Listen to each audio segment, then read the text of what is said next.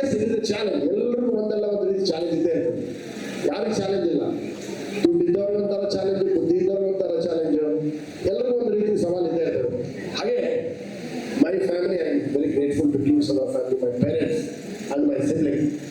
ಪುಟ್ಟಿ ಚಿಕ್ಕವಳಿದ್ದಾಗ ಓದ್ಕೊಡ್ತಿದ್ದು, ಸಿವಿಲ್ ಸರ್ವಿಸ್ ಎಕ್ಸಾಮ್ ಬರೀಬೇಕಿತ್ತು, ರೆಕಾರ್ಡ್ ಮಾಡ್ಕೊಡ್ತಿದ್ದು, ಆಡಿಯೋ ಕ್ಲಾಸಸ್. ಹಾಗೆ I enjoyed every possible facilities. For having enjoyed, for having realized what facilities, what opportunities can do, we decided Samarthanam should focus on creating opportunities. Modu navu ಏನು ಅನ್ಕೊಂಡ್ವಿ, providing opportunities ಅಂತ start ಮಾಡಿದ್ವಿ. Providing opportunities ಅಲ್ಲ, we have to create opportunities. ಅವಕಾಶಗಳನ್ನ create ಮಾಡಬೇಕು, ಸೃಷ್ಟಿಸಬೇಕು. ಕೊಡೋದ್ರ ಜೊತೆಗೆ ಅವಕಾಶ ಹೊಸ ಹೊಸ ಅನ್ವೇಷಣೆ ಮಾಡಬೇಕು, ಇನೋವೇಷನ್ಸ್, ಕ್ರಿಯೇಟಿವಿಟಿ. ಬೇಕಾದಷ್ಟು ಮಾಹಿತಿ ಇರಲ್ಲ, ಮಾಹಿತಿ ಕೊರತೆಯಿಂದ ಸಾಕಷ್ಟು ಫೆಸಿಲಿಟಿ ಸಿಕ್ಕೋದಿಲ್ಲ. ಸೊ ನಮಗೆ ದೇವರೇ ನಮ್ಮ ಓದಿದಂಥ ಶಾಲೆ, ನಂತರ ಕಾಲೇಜ್, ನ್ಯಾಷನಲ್ ಕಾಲೇಜ್ ಇರ್ತೀವಿ ಬೆಂಗಳೂರಲ್ಲಿ, ಬೆಂಗಳೂರು ಯೂನಿವರ್ಸಿಟಿಲಿ. ಸೊ ನನಗೆ ಯಾರು ಮೀಟ್ ಮಾಡ್ಬೇಕು ಅನ್ಕೊಳ್ತಿದ್ದೆ ಅವ್ರು ಮೀಟ್ ಮಾಡ್ಬಿಡ್ತಿದ್ದೆ. ವಯಸ್ಸಾಸ್ತಾರೆ ಮೀಟ್ ಮಾಡೋದು ತುಂಬ ಜನ ಹೆದರ್ಕೊಳ್ತಾರೆ. ಅದು ಯಾವ್ದು ಹೇಳೋದಿಲ್ಲ. ಯಾಕಂದ್ರೆ ನಮಗಿಂತ ನಮ್ಮಂಥ ಸಮುದಾಯಕ್ಕೆ ಏನು ಹೆಲ್ಪ್ ಬೇಕಾದಾಗ we should not hesitate. We should just go and meet, ask them shamelessly, without any hesitation. That's what my friend Nagesh taught me. So, in the last 28 years, February 26, Samarthanam completes 28. I was 26, 27 when Samarthanam was started. So, ಈ ಒಂದು ಒಳ್ಳೆ facility ಕೊಟ್ಟಂತ ಕಿರಣ್ ಸರ್ಗೂ ಕೂಡ ನಾನು ಅಭಿನಂದಿಸ್ತೀನಿ.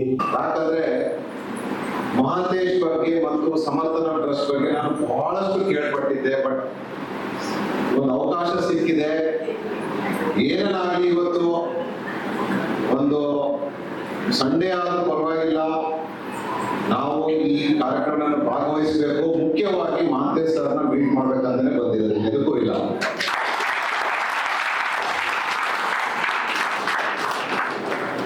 ಎರಡು ದಿನ ಮುಂದೆ Samarthanam trust ವತಿಯಿಂದ ಒಬ್ರು ಬಂದು ನನಗೆ ಒಂದು ಲೆಟರ್ ಕೊಟ್ಟರು, ಒಂದು ಮ್ಯಾಗಝೀನ್ ಕೊಟ್ಟರು. ಅದ್ರ ಬಗ್ಗೆ ನಾನು ಸಾಕಷ್ಟು ಅದನ್ನು ಓದಿದೆ. ಏನಪ್ಪ ಏನ್ ಮಾಡ್ತಾ ಇದ್ದಾರೆ, ವೆಬ್ಸೈಟ್ ವಿಸಿಟ್ ನೋಡ್ಬಿಟ್ಟು ನನಗೆ ಸಂತೋಷ ಆಯ್ತಂದ್ರೆ, ಒಬ್ಬ ವ್ಯಕ್ತಿ ಕನಸು ಏನು, ನಾನು ಒಂದು ಏನು ಮಾಡಬಲ್ಲೆ, ಒಂದು ಸಾವಿರಾರು ಜನರಿಗೆ ಒಂದು ನೆರವು ಎಲ್ಲ ಕೊಡ್ಬೇಕಂತಂದು ಮನಸ್ಸಲ್ಲಿ ಇಟ್ಕೊಂಡು ಇಡೀ ಜೀವನ ಅದನ್ನ ಒಂದು ಮುಖ್ಯ ಗೋಲ್ ಅಂತ ಇಟ್ಕೊಂಡು, ಗುರಿನ ಇಟ್ಕೊಂಡು ಅವರು ಒಂದು ಏನು 27 ವರ್ಷ 28 ವರ್ಷ ಅವರು ಶ್ರಮ ಪಟ್ಟಿದ್ದಾರೆ. ನಾವು ಅವರಿಗೆ ಎಷ್ಟು ಜೋರಾದ ಚಪ್ಪಾಳೆ ಹೊಡೆದ್ರು ಅಂಡ್ ನಮ್ಮ ಮೋನಿಶ್ ಸರ್ ತುಂಬಾ ಸಪೋರ್ಟಿಂಗ್ ಇದ್ದಾರೆ. ಅಂಡ್ ಬೆಂಗಳೂರಿಂದ ನಮ್ಮ ಸರ್ ಬಂದಿದ್ದಾರೆ. So is always around. So Bellary should be like a gold mine. Okay, so remember this and try to support always. And last but not the least, ee program now ivattu maadirodu Guru Vandane. So it is showing gratitude for all of you for what you have done. Okay, so I like to close this by saying gratitude ತೋರಿಸಿದ್ರೇನೆ great attitude ಬರೋದು. Okay, and great attitude ಇದ್ರೆ great success ಬರುತ್ತೆ. Supported us, we have to always be gratitude ತೋರಿಸ್ಬೇಕು ಅವ್ರಿಗೆ. Only then we can be successful. ನಾವು ಮೇಲೆ ಹೋಗ್ಬಿಟ್ಟಿದೀವಿ ಅಂದಮೇಲೆ ಮರ್ತೋಗೋದಲ್ಲ. So that is the intention of this program. So I thank every one of you who are here and supported Samarthanam Bellary. Thank you so much. ಸಮರ್ಥನಮ್ಮ ಒಂದು ಗುರಿ ಏನಿದೆ ಆ ಸಂಸ್ಥೆಗಂತದ್ದು, ಅವರ ಒಂದು ಸಂಸ್ಥಾಪಕರ ಆಶಯ ಏನಿದೆ, ಆ ಸಂಸ್ಥೆ ಜೊತೆಗೆ ನಾವು ನಿಂತ್ಕೊಂಡಿದ್ದೇವೆ ಹೊರತು ನಮ್ಮಲ್ಲಿ ಯಾವುದೇ ರೀತಿಯ ಸಹಾಯ ಅಂತಲ್ಲ. ಈಗಲೂ ಕೂಡ ನಮ್ಮ ವಿದ್ಯಾರ್ಥಿಗಳು ಬಂದಿದ್ದಾರೆ. ಮುಂದೆ ಕೂಡ ನಿಮ್ಮ ಸಂಸ್ಥೆ ಆಯೋಜನೆ ಮಾಡಿರ್ತಕ್ಕಂಥ ಯಾವುದೇ ಕಾರ್ಯಕ್ರಮ ಇರಬಹುದು, ಸೊ ಯಾವುದಕ್ಕಾಗಿ ನಮ್ಮ ಸಂಸ್ಥೆ, ನಮ್ಮ ಸಿಬ್ಬಂದಿಗಳು, ನಮ್ಮ ವಿದ್ಯಾರ್ಥಿಗಳು ಯಾವಾಗಲೂ ಕೂಡ ನಿಮ್ಮ ಜೊತೆ ನಾವು ಇರ್ತೀವಿ ಅಂತ ಹೇಳಿ. What can you contribute to your friends who are students with disabilities? How can you contribute? So you can help them through reading service ಕೊಡ್ಬೋದು. ನಿಮ್ಮ ಒಂದು ಫ್ರೆಂಡ್ಸಿಗೆ ರೀಡಿಂಗ್ ಸರ್ವಿಸ್ ಕೊಡ್ಬೋದು. Okay, you can record the notes for them. ಒಂದು ಅವ್ರು ಯಾವುದೇ ಸಬ್ಜೆಕ್ಟಲ್ಲಿರಲಿ ನೋಟ್ಸನ್ನು record ಮಾಡಿ ಕೊಡ್ಬೋದು. ಸಾಕಷ್ಟು ಆಪರ್ಚುನಿಟೀಸ್ ಇದೆ. ಇವನ್ ಯು ಕ್ಯಾನ್ ಅವ್ರ ಎಕ್ಸಾಮ್ಸ್ಗೆ ಸ್ಕ್ರೈಬ್ಸ್ ಆಗಬಾರ್ದು. visually impairedಗೆ you can help them by writing their exams. It can be their regular exams or their competitive exams. Okay? So ಎಲ್ಲರೂ ಕೈ ಜೋಡಿಸಿದ್ರೆ ಯಾರು ಸ್ಟೂಡೆಂಟ್ಸಿಗೆ ಯಾರು ಹಿಂದೆ ಇಡೋಕ್ಕೆ ಸಾಧ್ಯನೇ ಇಲ್ಲ. ಸಮರ್ಥ ನಮ್ಮ ಜೊತೆ ನೀವು ಕೈ ಜೋಡಿಸ್ಬೇಕು. ನಾನು ಒಂದು ರಿಕ್ವೆಸ್ಟ್ ಮಾಡ್ತಾ ಇದ್ದೀನಿ. ಆಮೇಲೆ ಎಲ್ಲ ವಿದ್ಯಾರ್ಥಿಗಳು ನಮ್ಮ ಯೂಟ್ಯೂಬ್ ಚಾನಲ್ಸ್ಗೆ ಸಬ್ಸ್ಕ್ರೈಬ್ ಆಗಬೇಕು. We are very vibrant in social media. I request all of you to subscribe today itself. Please subscribe for Samatharam YouTube channel, Facebook. Okay, we are very vibrant. You will get lot of updates. Okay, and this is a very unique NGO. I can say the one and the only NGO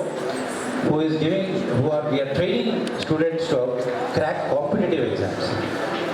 When I went to Madhya Pradesh, Bihar, Odisha, no other NGO is working like that. So we are the only NGO who are providing students to crack competitive examinations like UPSC, Staff Selection Commission, Railways, okay, banking, etc. And I'm very proud to share that one student, Praful Chauhan, he has cleared his IAS prelims from Madhya Pradesh. So he is visually impaired. You can see the impact what Samatharam is creating, and we have trained almost 350 students till date. 350 students through competitive exams. Now they are much more confident to crack any of the examinations. It can be railways, it can be banking, and one more good news is around 20 students have got the employment in government.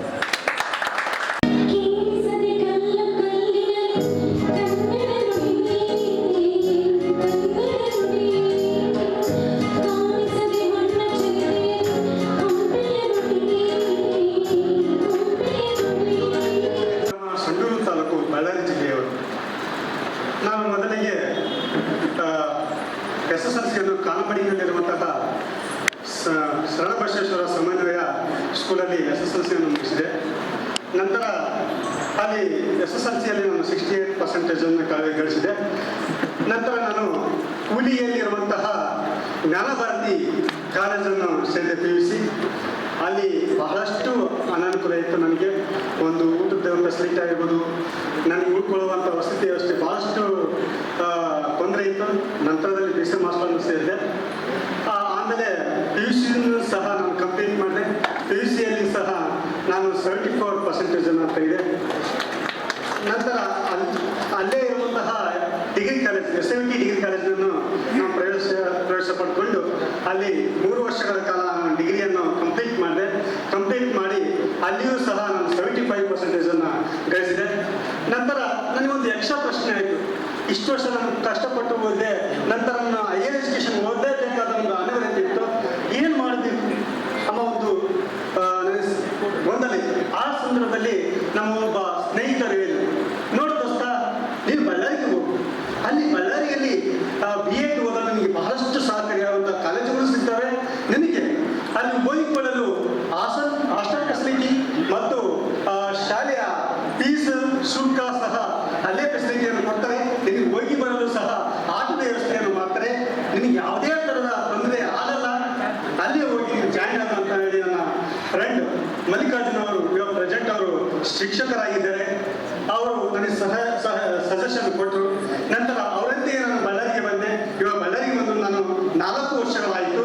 ಬಳ್ಳಾರಿಗೆ ಬಂದ ನಂತರ ಇಲ್ಲೇ ಬಳ್ಳಾರಿಯಲ್ಲಿರುವಂತಹ ಕೊಟ್ಟೂರು ಸ್ವಾಮಿ ಶಿಕ್ಷಕರ ಶಿಕ್ಷಣ ಮಹಾವಿದ್ಯಾಲಯದಲ್ಲಿ ನಾನು 2 ವರ್ಷಗಳ ಕಾಲ B.Ed ಅನ್ನು ಮಾಡಿದೆ.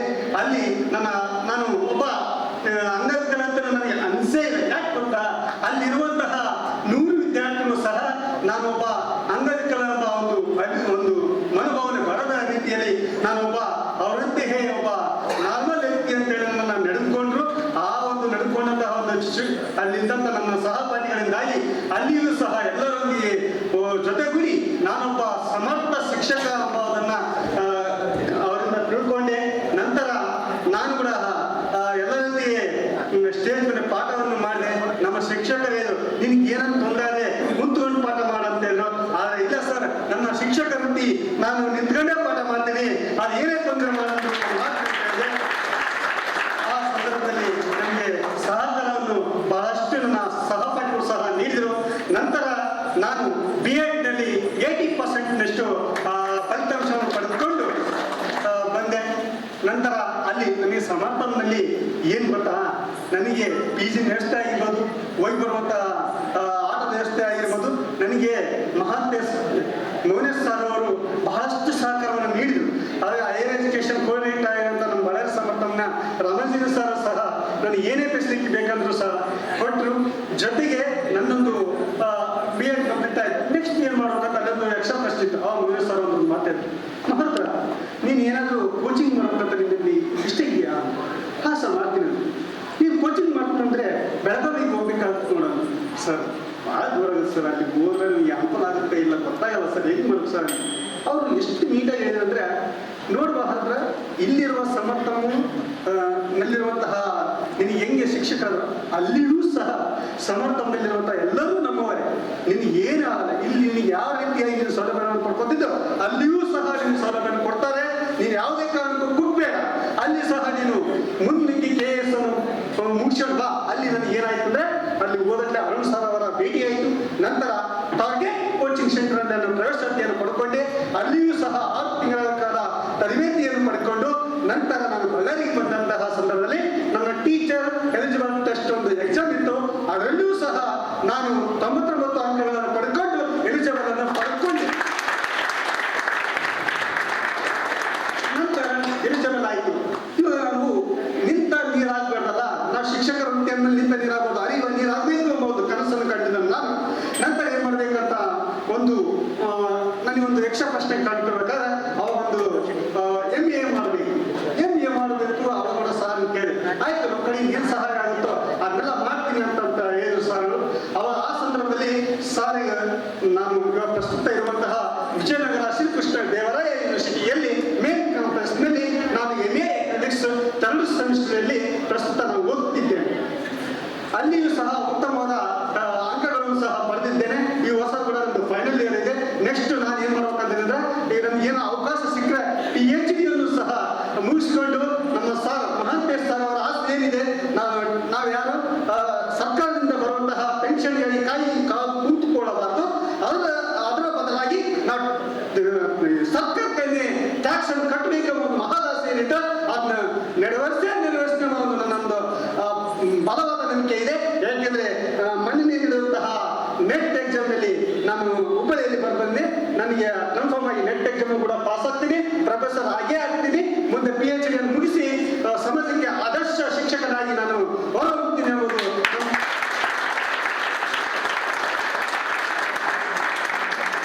ಜೊತೆಗೆ ನನಗೆ ಇಷ್ಟೆಲ್ಲ ಓದಲು ಸಹಕಾರ ಕೊಟ್ಟಂತಹ SB ಬ್ಯಾಂಕಿನವರಿಗೂ ಜೊತೆಗೂ ನಮ್ಮ ಸಮರ್ಥನ ಸಂಸ್ಥೆಯವರಿಗೂ ಸಹ ನಾನು ಹೃದಯಪೂರ್ವಕವಾಗಿ ಧನ್ಯವಾದಗಳನ್ನು ಹೇಳ್ತೀನಿ. ಸರ್, ಈ ವೇದಿಕೆ ಮೂಲಕ ನಾನು ನಿಮಗೊಂದು ಭರವಸೆ ಕೊಡ್ತೀನಿ ಸರ್. ಮುಂದೆ ನನ್ನ ಕೈಲಾದಷ್ಟು 10-20 ಜನ ವಿದ್ಯಾರ್ಥಿಗಳನ್ನ ನನ್ನ ಕೈಲಾದಷ್ಟು ಸಹಾಯ ಮಾಡಿ ಅವರನ್ನು ಸಹ ನನ್ನಂತೆ ಬೆಳೆಸಿದ್ದೇವೆ.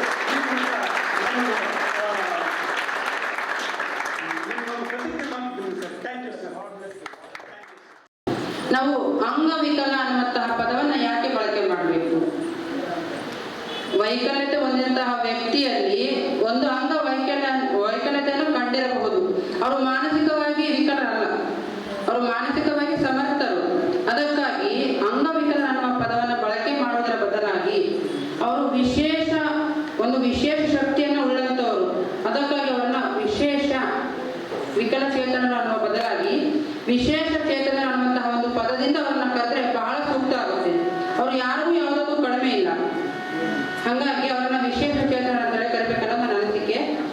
ಇವತ್ತು ಸಮರ್ಥನ ಸಂಸ್ಥೆ ಎಷ್ಟೋ ಜನರ ಅಂಗವಿಕಲರ ಬಾಳಿಗೆ ನಂದಾದೀಪವಾಗಿದೆ. ಸಾವಿರಾರು ಜನ ಅಂಗವಿಕಲರಿಗೆ ಇವತ್ತು ಫೀಸನ್ನು ಕಟ್ಟುವ ಮುಖಾಂತರ, ಅವರಿಗೆ ಪ್ರೋತ್ಸಾಹ ಕೊಡುವ ಮುಖಾಂತರ, ಅವರಿಗೆ ಬೆನ್ನೆಲುಬಾಗಿ ಸ್ಫೂರ್ತಿದಾಯಕವಾಗಿ ಇವತ್ತು ಅಂಗವಿಕಲರನ್ನ ಉರಿದುಂಬಿಸಿ ಅವರನ್ನ ಬೆಳೆಸ್ತಾ ಇದೆ. ಆ ನಿಟ್ಟಿನಲ್ಲಿ ರಾಮಾಂಜನಿ ಸರ್ ಇರ್ಬೋದು, Mounesh sir, Mahantesh sir, SC bank ಅವರು ಇವರೆಲ್ಲರೂ ಕೂಡ ತುಂಬಾ ಪ್ರೋತ್ಸಾಹವನ್ನು ಕೊಡ್ತಾ ಇದ್ದಾರೆ. ಇವರೆಲ್ಲರೂ ಕೂಡ ಪ್ರತಿಯೊಬ್ಬ ವಿಶೇಷ ಚೇತನರು ಕೂಡ ಚಿರಋಣಿಯಾಗಿ, ಅಭಾರಿಯಾಗಿ ಅವರು ಕೊಟ್ಟಂತಹ ಒಂದು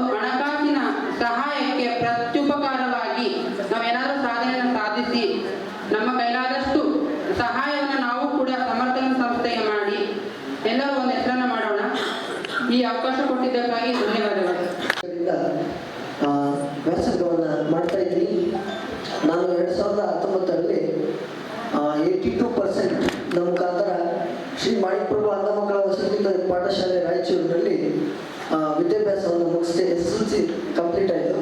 ಅದಾದ ನಂತರ ನನಗೆ ತುಂಬ ಪೇರೆಂಟ್ಸ್ ಸಪೋರ್ಟ್ ಇರಲಿಲ್ಲ. ನನ್ನ ಫ್ರೆಂಡ್ ಸರ್ಕಲ್ಗೆಲ್ಲ ಕೇಳಿದಾಗ ಆ್ಯಕ್ಚುಲಿ ನಮ್ಮ ಸ್ಕೂಲಲ್ಲಿ ಏನು ಅಂದ್ಕೊಂಡಿದ್ರು ಅಂದರೆ ಇವ್ನು ಮುಂದೆ ಓದ್ತಾನೆ ಇಲ್ಲ ಅಂತ ಅಂದ್ಕೊಂಡಿದ್ರು. ಆದರೆ ಈಗ ಅವರೆಲ್ಲರೂ ಅಪ್ರಿಷಿಯೇಟ್ ಮಾಡ್ತಾರೆ ನನಗೆ. ಯಾಕಂದರೆ ಇಂಥ ಸಮರ್ಥ ನಮ್ಮ ಸಂಸ್ಥೆಯಲ್ಲಿ ನಾನು ಓದ್ತಾ ಇದ್ದೀನಿ ಅನ್ನೋದು ನನಗೆ ಹೆಮ್ಮೆ ಇದೆ. ಹಾಗೆ ಮಾಂತೇಶ್ ಸರ್ನ ನಾನು ಸೋಷಿಯಲ್ ಮೀಡಿಯಾದಲ್ಲಿ ಯಾವಾಗಲೂ ನೋಡ್ತಾ ಇರ್ತೀನಿ. ಅವರು ಆಡುವಂಥ ಮಾತುಗಳಾಗಿರ್ಬೋದು ಅದೆಲ್ಲ ಕೂಡ ನನಗೆ ಭಾಳ ಇನ್ಸ್ಪಿರೇಷನ್ ಅಂತ ನಾನು ಹೇಳಕ್ಕೆ ಇಷ್ಟಪಡ್ತೀನಿ. ಹಾಗೆ ಮಾಂತೇಶ್ ಸರ್ ಕನಸೇನಿದೆ ಸಮರ್ಥನ ಮಂಗಳ ಸಂಸ್ಥೆಯಲ್ಲಿ ನಾವು ಓದಿರುವಂಥ ನಾವೆಲ್ಲರೂ ಮತ್ತೊಬ್ಬರಿಗೆ ದಾರಿದೀಪವಾಗಿ ನಾವೆಲ್ಲರೂ ದೇಶದ ಸತ್ಪ್ರಜೆಯಾಗಿ ಟ್ಯಾಕ್ಸ್ದಾರರಾಗಿ ಹೊರಹೊಮ್ತೀವಿ ಅಂತ ಹೇಳಕ್ಕೆ ಇಷ್ಟಪಡ್ತೀನಿ. ಹಾಗೆ ಮುಂದೆ ನಾನು PUCಗೆ ಇಲ್ಲಿ ಸೇರಿಕೊಂಡೆ. ನಾನು ಈ ತರ್ಕಶಾಸ್ತ್ರದಲ್ಲಿ ಅಧ್ಯಯನ ಮಾಡಬೇಕಾಗಿ ಬಂತು. ಆಗ ಸರ್ಗೆ ನಾನು ರಿಕ್ವೆಸ್ಟ್ ಮಾಡ್ಕೊಂಡೆ, ಮೋಹನೇಶ್ ಸರ್ಗೆ, ಸರ್ ನನಗೆ ಸೋಷಿಯಾಲಜಿ ಇದ್ರೆ ಚೆನ್ನಾಗಿರ್ತಿತ್ತು, ಅದನ್ನು ನಾನು ಮಾಡ್ಕೋಬೇಕಾಗಿತ್ತು ಅಂತ ಹೇಳಿದೆ. ಮೋಹನೇಶ್ ಸರ್ ನಾನು ಯಾವಾಗ ಒಂದು ಮಾತು ಹೇಳಿದ್ರು, ನಿನ್ನಲ್ಲಿ ತುಂಬ ಒಳ್ಳೆ ಟ್ಯಾಲೆಂಟ್ ಇದೆ ಮತ್ತು ಕಲೆ ಇದೆ, ನೀನು ಮುನ್ಸಿಪಲ್ ಕಾಲೇಜಲ್ಲಿ ಸೇರ್ಕೋ, ಅಲ್ಲಿ ನಿಮಗೆ ಸಿಗುತ್ತೆ ಅದು ಅಂತ ಹೇಳಿದ್ರು. ಆಗ ನನಗೆ ತುಂಬ ಖುಷಿ ಆಯಿತು. ಅವರೆಲ್ಲ ಕೆಲಸಗಳನ್ನ ಬಿಟ್ಟು ಅವರೇ ಸ್ವತಃ ನನ್ನ ಕಾಲೇಜ್ಗೆ ಕರ್ಕೊಂಡೋಗಿ ರಾಮಾಂಜನೇಯ ಸರ್ ಮುಖಾಂತರ ಅಡ್ಮಿಷನ್ ಕೊಡಿಸಿದ್ರು. ಅಲ್ಲಿ ಅವತ್ತಿನವರೆಗೂ ಯಾರು ಕೂಡ ಬ್ಲೈಂಡ್ಸ್ಗಳು ಓದಿರಲಿಲ್ಲ. ಸೊ ಮೊಟ್ಟ ಮೊದಲನೇದಾಗಿ ನಾವು ಸೇರ್ಕೊಂಡ್ವಿ. ಬ್ಲೈಂಡ್ಸ್ಗಳು ಅಲ್ಲಿ ಕಾಲೇಜಲ್ಲಿರುವಂಥ ಎಲ್ಲ ಉಪನ್ಯಾಸಕರು ನನಗೆ ತುಂಬ ಸಹಕಾರ ಕೊಟ್ಟರು. ನಾನು ಮತ್ತು ನನ್ನ ಸಹೋದರ ಹನುಮಂತ್ ಇಬ್ಬರು ಕೂಡ ಅಲ್ಲಿ ವ್ಯಾಸಂಗ ಮಾಡಿದ್ವಿ. ಸೊ ಸೆಕೆಂಡ್ PUC 2021ರಲ್ಲಿ 75% ಮೂಲಕ ಉತ್ತೀರ್ಣನಾದೆ. ಪ್ರಸ್ತುತ ನಾನು ಡಿಗ್ರಿಯನ್ನು ಮುಗಿಸಿಕೊಂಡು ಶ್ರೀಮತಿ ಸರಳಾದೇವಿ ಸತೀಶ್ಚಂದ್ರ ಅಗರ್ವಾಲ್ ಪ್ರಥಮ ದರ್ಜೆ ಡಿಗ್ರಿ ಕಾಲೇಜಿನಲ್ಲಿ BA ಪದವಿಯನ್ನು ಪಡ್ಕೊಂಡಿದ್ದೀನಿ. ಉತ್ತಮ ರೀತಿಯ ಅಂಕಗಳನ್ನು ಪಡೆದು ಉತ್ತೀರ್ಣನಾಗಿದ್ದೀನಿ.